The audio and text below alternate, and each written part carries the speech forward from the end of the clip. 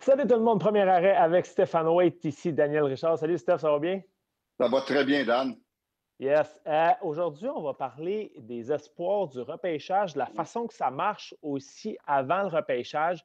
Euh, Tu me disais avant d'entrer en onde qu'à chaque année, tu es avec les Canadiens, avec les Blackhawks aussi, j'imagine que tu as une rencontre avec les dépisteurs en vue du repêchage. Qu'est-ce que tu dis à ces dépisteurs-là? C'est quoi tu veux voir, toi, d'un gardien qui va se faire repêcher? Parce que c'est pas facile de voir à 17 ans, leur année 17 ans, ce que Ouais. ça va donner à 25 ans. Qu'est-ce que tu essaies de trouver, toi, dans un gardien de cet âge-là qui te laisse croire que ça va devenir un gardien de la Ligue nationale?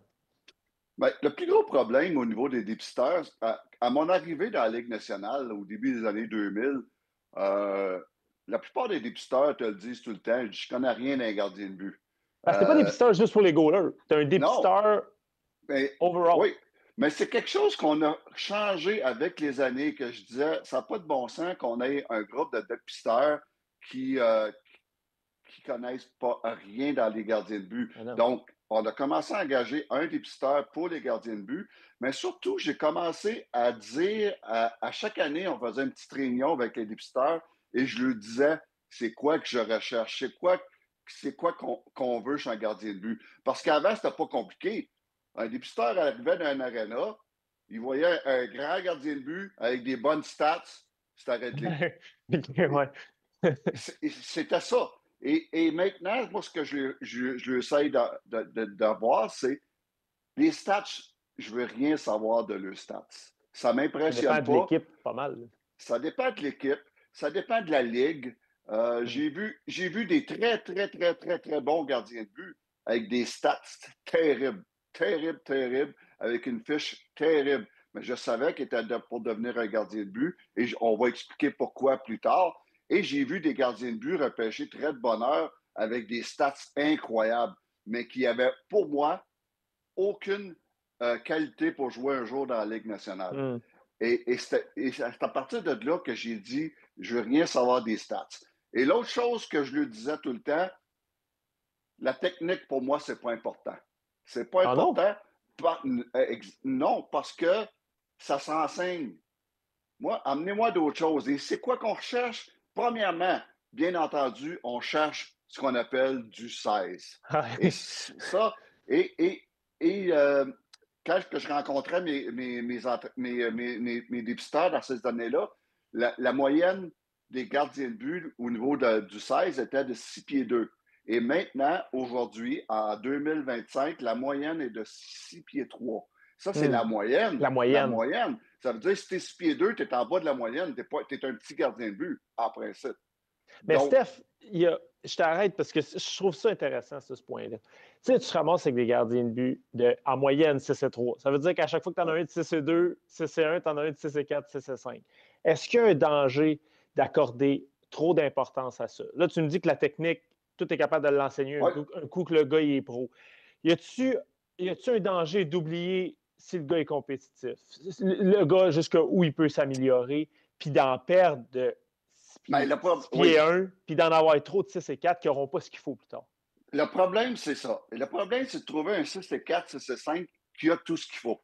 C'est ça qu'on veut. C'est ça qu'on veut. Parce que un gardien de but de 6 et 4, 6 et 5 qui a tout ce qu'il faut, mais je vais le prendre avant le gardien de but de 6 et 2 qui a tout ce qu'il faut. Ouais. Parce que c'est la logique qui fait qu'il va être plus gros dans le filet. Et les lancers maintenant, aujourd'hui, sont tellement incroyables qu'un pouce fait une La grosse différence. différence. Donc, c'est là que je disais, c'est beau aller chercher du 16, mais regardez quelque chose. Je veux un athlète, des bons athlètes. Plus, ça ne s'enseigne pas avec un bon athlète. Et Mm. c'est avec un bon athlète pour un gardien de but, c'est être rapide des mains et des pieds, être flexible, être agile. À partir de là, un gardien de but qui est 6 et 4, exemple, qui a toutes ces qualités-là, mais la technique, on va y enseigner. Après ça, ce qu'on cherchait, c'est plus au niveau du mental. Ouais. C'est un gars qui compete. C'est un gars qui compétitionne. C'est un gars qui, après un mauvais but, il va se décourager. C'est un gars qui, après un mauvais but ou après un mauvais match, il va revenir fort. C'est un gars qui est agressif dans le filet, qui en veut. Comment que. quand il va faire les gros arrêts. C'est un gardien de but qui va faire les gros arrêts quand ça compte. Ouais. En Va-t-il être bon parenthèse, en fin de saison ou il va être bon au mois d'octobre, sur la dernière place? oui, exactement. Oui, vas-tu faire des gros arrêts, exemple, Grand Fjord, quand ça compte, même Hmm. si tu viens d'en donner 5. Son work habit, ses habitudes de travail, ça, c'est des choses que je veux qu'ils fouillent, mes gardiens, mes dépisteurs. Donc, on résume, on veut du 16 qui est un bon athlète. Après ça, un gardien de but qui va compétitionner, qui n'abandonnera jamais, qui est fort mentalement. C'est ça que je regardais. Tout ce que les choses, les deuxièmes choses qu'on regardait, ce que je disais, ce qui est secondaire pour moi, Mhm. c'est niveau technique. Ça, c'est secondaire parce que ça, là, j'ai aucun problème. On va leur enseigner Ah, la ouais, c'est technique. intéressant, ça. Autre chose qu'on voulait regarder, c'est comment c'est sa lecture du jeu. Mais ce n'est pas une priorité parce que ça et tout, ça s'enseigne, sa lecture du jeu. Et c'est pour ça que ça, c'est mes choses secondaires. Là, ici, j'ai encore ma fameuse feuille Ah, que je donnais à mes députeurs du ah Canadien ouais, c'est intéressant, ça. et qui est les priorités secondaires. Et les priorités Principal, prioritaires, là, ouais. premières, mais j'ai décrit ici. Et c'est ça que je voulais que mes dépisteurs, pas qu'ils arrivent dans l'arena et ils disent il est gros, il a des bonnes stats, on le repêche. C'est pas beaucoup plus ça. Donc, c'est ce que les dépisteurs vont rechercher en ce moment. Et à la fin, je parle de les stats. Regardez pas les stats. Et si vous regardez tous les gardiens de but qui vont être repêchés cette saison, la Hmm. plupart n'ont pas des bonnes stats. Pourquoi? Parce qu'ils seront jeunes. Ils jouent contre Ouais, c'est vrai. Tu comptes des gars de 20 ans, peut-être 17 ans, là. des gars de 19, 20, puis 21 ans au niveau de la NCAA. Ouais. Donc, on parle de jeunes de 17 et 18 ans, là, qui sont les plus jeunes dans les circuits. C'est des gardiens de but qui souvent ne jouent pas beaucoup et qui n'ont pas des bonnes stats. Donc, C'est regardez pas juste, les stats. justement, au niveau de l'âge. La plupart du temps, les gars sont repêchés à ce qu'on appelle la saison de 17 ans, l'équivalent de leur deuxième saison junior, pour les gars qui commencent à 16 ans. Repêcher un joueur à cet âge-là, puis être capable d'être un joueur de position, être capable de déterminer ce qu'il va devenir dans la Ligue nationale, Ouais. c'est déjà un défi. Le repêcher pour un gardien de but, tu sais, des gardiens de but là, de 19-20 ans, là, à toute fin pratique dans la Ligue nationale, il n'y en a pas. Des Non, attaquants, des surdoués, il y en a. il y en a. C'est hey, c'est toute une job, là, repêcher un gars à 17 ans, essayer de deviner ce qu'il va être dans 7-8 ans, pas dans 3 ans, dans 7-8 ans. Ben, C'est faut avoir tout un œil pour être capable de voir ça. À moins, Carey Price, je peux comprendre, là, mais il n'y en a pas beaucoup des Carey Price. des Carey Price, des Vasilevski, ça, c'est des spéciales. OK? Mais il n'y en a pas beaucoup de ça. Mais l'important, et c'est ce que je dis dans mon rôle de consultant auprès de la Ligue junior majeure maritime Québec, je suis consultant au niveau des entraîneurs des gardiens de but depuis Ouais. 3 ans et je leur parle tout le temps à mes entraîneurs des gardiens de but. Faites des projections. C'est ce kid-là, aujourd'hui, il est là. C'est quoi son plafond? C'est ça que je veux savoir. Je ne veux pas savoir s'il est bon en ce moment. Je veux Mm-hmm. savoir comment il peut être bon. Et c'est ça qui est la clé, c'est de dire, OK, il y a un bon 16. Maintenant, jusqu'où il peut se développer. C'est un bon athlète, c'est un gars qui est mentalement qui est capable de travailler fort, qui est capable de jouer des gros matchs, qui est capable de se relever de mauvais buts, qui a un body language agressif dans le filet, ou ce que j'aime Ouais. mieux trop agressif, puis le retenir, que trop passif, puis gêné, puis manque de confiance. C'est toutes les choses de même que tu dis, avec toutes ces informations-là, la projection peut être haute. Et encore une fois, on ne parle pas de technique, on ne parle pas de lecture de jeu Ouais. et on ne parle pas de stats. Parce que tout ça, ça n'a aucune influence en ce qui me concerne. On a parlé de Carey Price, on a parlé d'André Vasilevski. Carey Price, Marc-André Fleury, premier choix overall. Oui, Il y a eu Jonathan Bernier qui avait été repêché tôt en première ronde aussi. Il n'y en a pas beaucoup, des gars, là, qui sont choisis tôt en première ronde. Pourtant, c'était probablement le le plus joueur le plus important, important de ton équipe. ben Est-ce que oui, tu n'es pas d'accord avec ça qu'on ne repêche pas des gardiens de but en première ronde ou le fait, comme on disait, que tu repêches à 17 ans, mais qui vont être prêts à 23-24, c'est ce qui fait que les équipes ont peur de repêcher ces gars-là en première ronde? ça veut dire un Corey Crawford qu'on avait repêché en deuxième ronde, tard en deuxième ronde à Chicago. On savait qu'il deviendrait numéro 1, mais il n'y avait pas de presse Hmm. à le repêcher en première ronde parce que Corey, dans ce temps-là, il n'était pas un exceptionnel comme un Carey Price ou un Vasilevski. Si tu Ouais. en as un exceptionnel, première ronde, c'est certain, mais ils sont rares, ils sont très rares. C'est pour Fait ça qu'on que, n'a pas beaucoup.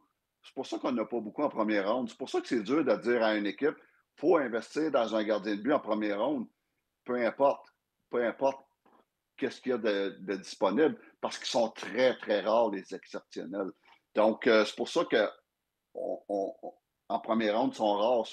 Un des premiers qui est sorti en première ronde, 187, c'est mon frère Jimmy. Septième ronde ouais, avec les septième choix au septième premier choix. choix avec les Blackhawks. Mais tu sais, dans ce temps-là, Jimmy était un exceptionnel. Il était à 17 ans Ouais. au World Junior et à 18 ans au World Junior. C'était le premier à faire ça. Et il avait été Ça a un été long avant qu'il y en exceptionnel. ait un autre qui en a refait. C'est arrivé cette année, je pense, si je ne me trompe pas, au World C'est, Junior qui a fait de l'équipe. exactement. C'est le jeune Ivan Ivan, Kovic. exactement. Fait C'est que, qui l'a fait depuis que le premier à avoir joué à 17 ans au World Junior. Il a joué seulement un match, mon frère. exact. Il était numéro un à 17 ans. Et Là, puis, Steph, on va en mais tout ça, parler plus tard. Ouais, vas-y, ouais, continue. mais tout ça pour dire que les choix de première ronde dans les gardiens de but, c'est très rare et les équipes aiment mieux attendre parce que tu as beaucoup, beaucoup de très bons prospects qui sont en quelque part des projets parce qu'on C'est ça. cherche et on aime mieux les repêcher plus tard. Euh, ça a souvent été documenté. Les années 90, ça a été 80-90, ça a été les décennies de gardiens québécois dans la Ligue nationale. Oui, Dernièrement, ça a été beaucoup, beaucoup, beaucoup plus dur. Marc-André Fleury s'en va. C'était le dernier probablement de ce gang-là là, à dominer. Cette année, ça va être une bonne saison pour les goalers. Il y a 4 oui. Québécois dans le top 11 au classement nord-américain. Parle-moi des meilleurs gars qu'on a cette année qui vont être repêchés. Ben, premièrement, on a un changement de philosophie dernièrement. On a constaté dans les dernières années, comme tout le monde, qu'il y Oui. a de moins en moins de gardiens de but repêchés qui viennent du Québec. Et on s'est demandé pourquoi. Et souvent, c'est parce qu'on est resté accroché sur Ah, nous autres, au Québec, on est en avance sur tout le monde, sa planète, Mm. comme dans les années, début des années 2000, fin des années 90, où on était vraiment dominant au niveau Ouais. technique, au niveau enseignement. Et là, tout le monde nous a rattrapés sur la planète et dépassés. Et on s'est dit, pourquoi ils nous ont dépassés? Bien, on en a parlé tantôt, parce qu'on développe des meilleurs athlètes, plus rapides, plus puissants, plus gros ailleurs dans d'autres pays, les pays russes, les pays scandinaves, et même Ouais. en Suisse et en Tchéquie. Et eux, c'est quoi qu'ils ont fait? On développé des très bons athlètes Comme tu parlais, ouais. Des avec capacités des, athlétiques. avec des bonnes qualités athlétiques, mais surtout des grands gardiens de but qui sont gros. Nous, on est resté accrochés avec nos petits gardiens de but, bons techniquement, puis on s'est fait dépasser. Et là, il y a un réveil. Et le réveil fait qu'on donne la chance à des jeunes gardiens de but qui sont peut-être moins bons au niveau technique et moins prêts à jouer tout de suite, Mhm. mais on fait des projections avec des grands gardiens de but qu'on pense qui sont des bons athlètes. Et là, je nomme en partant notre premier espoir qui est Lucas Beckham Ouais. avec Bécomo, qui est 6-2 seulement. Mais son entraîneur de gardien de but, Eric Roy, me dit que c'est un kid qui a une maturité hors de l'ordinaire. Et c'est un gars un kid qui est très mature, mais surtout ce qui a fait sa grosse force cette saison, c'est qu'à 17 ans seulement, 31 victoires. C'est impressionnant. J'aime pas parler de stats, mais c'est quand même impressionnant à Ouais, ouais. 17 ans. 31 victoires, a joué dans 52 matchs à À son 17. âge, à 17 ans, c'est rare. C'est très rare. À 17 ans, et surtout, le gars a fait preuve de constance. Lucas Beckham n'a rien de wow, mais il est bon dans tout. Et il est surtout calme. Euh, un autre bon prospect qu'on a, que j'aime bien, et ça, c'est la plus belle exemple que je donne à tous les entraîneurs de gardiens de but, de prendre une chance sur quelqu'un qui peut avoir un plafond élevé, Hmm. c'est Louis-Antoine Deneau, Ouais. Lui, avec il les est grand. remparts. 6 et 8. Euh, et crédit au rempart de Québec, spécialement à Pascal Lizotte, qui il y a 2 ans, on dit ce gars-là, on va en faire un projet Un parce qu'il joue à projet. scolaire. Il n'a jamais joué Midget 3A. Il n'a Ouais, il a fait jamais le joué. saut, lui. n'a jamais joué dans des 3A, puis des 2A, puis des espoirs, puis tout ça. A tout le temps été en dessous du radar. Et à un moment donné, on l'a vu arriver au camp des remparts, 6 et 8, tout croche, tout à apprendre. Et on dit, on va le garder, puis on va le développer. Et maintenant, mais c'est notre deuxième espoir au Québec. J'adore ça. Un kid qui a une très belle progression, mais qui est surtout un beau projet pour la Ligue nationale. Ça, c'est un bel exemple. Le troisième gars au Québec, Samuel Meloche, une surprise. Oui, avec Noël Noranda, mon bon ami Danny Sabourin, que j'ai été son entraîneur 4 ans au niveau junior, qui est l'entraîneur des gardiens de but à Rouen, a fait tout un travail avec le kid. Il arrive là, 17 ans, aucune attente avec ce kid-là, a joué 51 matchs. Oui, 51 matchs. Et lui aussi, ce qui le démarque, c'est sa maturité, son calme dans le filet et sa capacité d'apprendre rapidement. Et ça, c'est important quand on a des critères. Sa capacité d'apprendre. Un bon physique, Samuel, ça, c'est 2, un petit peu en bas de la moyenne, mais il y a quelque chose de spécial. Et l'autre espoir qu'on a, ça, c'est un espoir qui, on peut dire, qui a été décevant, Gabriel Daigle avec les Tigres de Victoriaville, qui ne l'a pas eu facile. Il partait de très haut aussi. Tu sais, quand t'es puis je pense que c'est injuste, là, mais quand tu es comparé à Marc-André Fleury. Là, à 15 ans, là, on disait tout le temps he's the next one. À 15 ans. Et peut-être que la pression qui vient avec ça, à 16 ans, jouer dans la Ligue junior majeure du Québec, ça, je pense que c'était entre guillemets, puis j'ai de la misère, je ne veux pas blâmer personne, mais une erreur dans le sens qu'il aurait pu jouer dans le niveau midget 3A, M18 3A et dominer à la place d'aller à Victo et pratiquement pas jouer parce qu'on avait un jeune, un vétéran. On avait les meilleurs de la Ligue à ce moment-là. Oui, qui exactement, qui il a été 2 ans, Gabriel n'a pas joué beaucoup. Donc, ça y a nuit.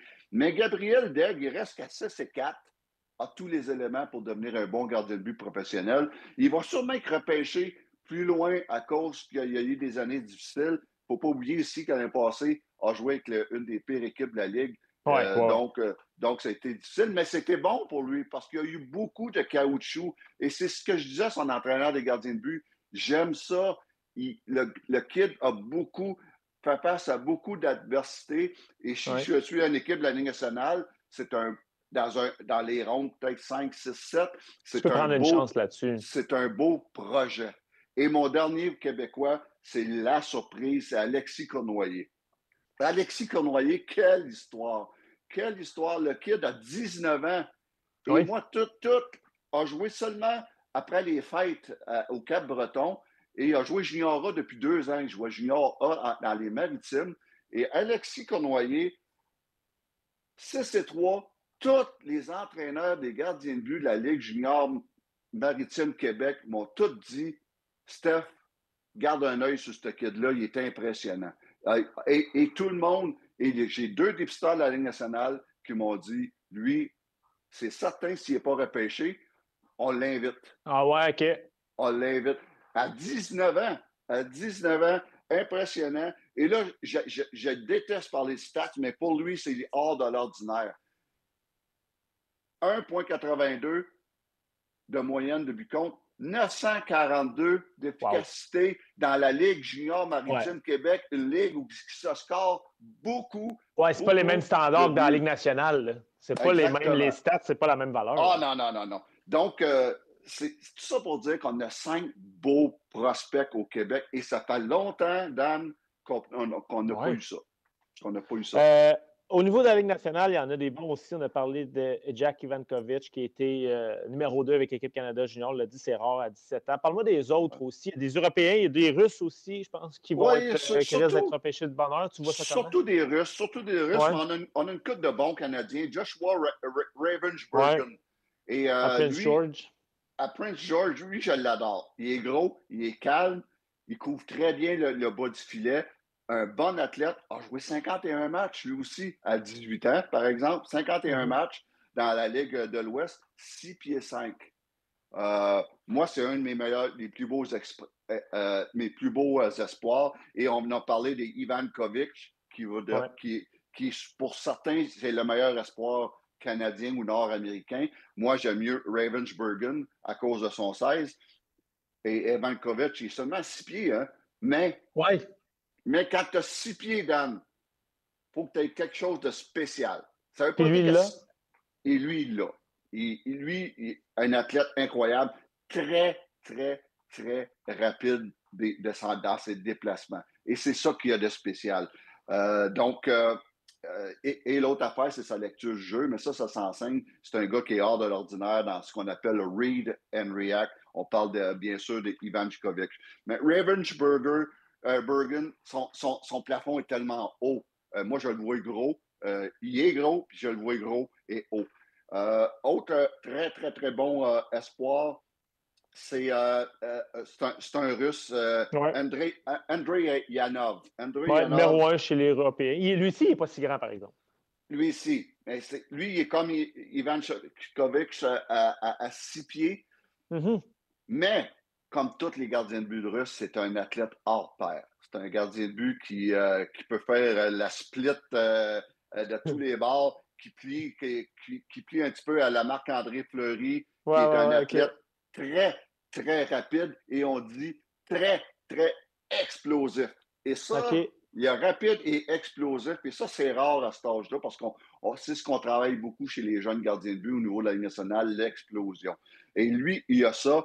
Et c'est tout un athlète qu'on dit, mais surtout, il est le premier. Il a joué 35 matchs quand même l'année passée dans la Ligue russe junior pour le CSK. Ouais. Et lui, c'est en ce moment le meilleur. Mais un que j'aime beaucoup, moi, que j'ai entendu parler dans mes voyages en Suisse. Je fais un stage d'école de hockey en Suisse à chaque année. Et je l'ai entendu l'année passée. C'est Wander. J'essaie de dire Ouais. son nom parce que c'est un Allemand russe. Je ne suis pas très bon en allemand. Euh, mais lui, à 6 et 4, a joué 3 matchs au championnat junior l'année passée, ce qui est rare à son âge. Il a joué 3 matchs au championnat du monde junior pour la Suisse. Lui, j'entends beaucoup de bonnes choses. Le OK. problème avec ces gardiens de but-là, c'est qu'ils n'ont pas joué beaucoup. Il a joué 26 matchs l'année passée. Tu as Simeon Prolov, un bon Ouais. russe, un Un très autre bon russe, ouais. russe qui a joué seulement 18 matchs. Donc, c'est dur. Donc, mais il faut que tu fasses la projection. Même s'il n'a pas Ouais. joué beaucoup, il faut que tu fasses la fameuse C'est dur parce que les projection. calibres ne sont pas les mêmes non plus. C'est dur de Ouais, comparer le goaler qui évolue d'un calibre différent qu'en Amérique du Nord, par exemple. exactement, exactement. Et mon dernier bon espoir pour le repêchage, qui est un Slovaque, mais qui a joué dans la USHL, Ouais. Michael Pradel. Ouais. Pradel, 6 et 4. 6 et 4, so, wow, ça c'est intéressant. Et on dit qu'il bouge très, très bien pour un grand gardien de but comme lui.